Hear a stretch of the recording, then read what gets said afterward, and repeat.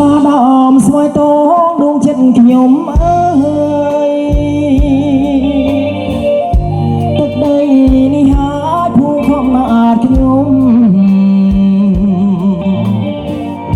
រស់នៅពីតូចរហូតដល់ធំឥឡូវខ្លួនខ្ញុំមកនៅសែនឆ្ងាយព្រោះតែជាខ្ញុំត្រូវឃ្លាតឆ្ងាយមិនយើងដងណាយគួរជាលង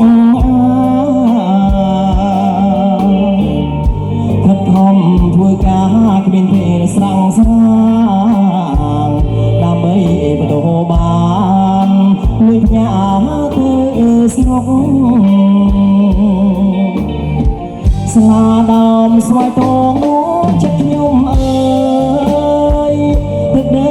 នេះហើយធ្លាប់រួមជួបជុំនិយាយថាបងប្អូនទូមីនេះអ៊ំទៅវត្តថែបជុំធ្វើបុណ្យ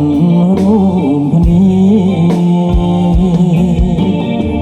ដល់ថ្ងៃភ្ជុំធំខ្ញុំទៅលេងស្រុក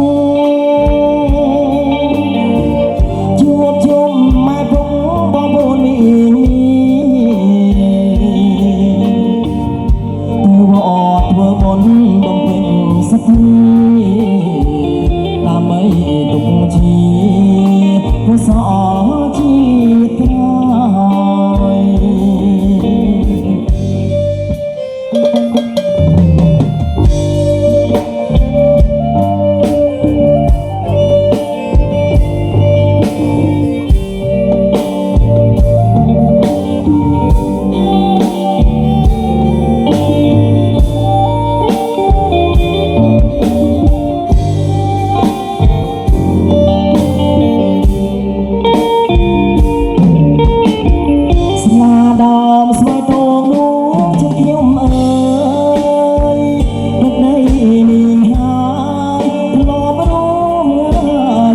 ជុំ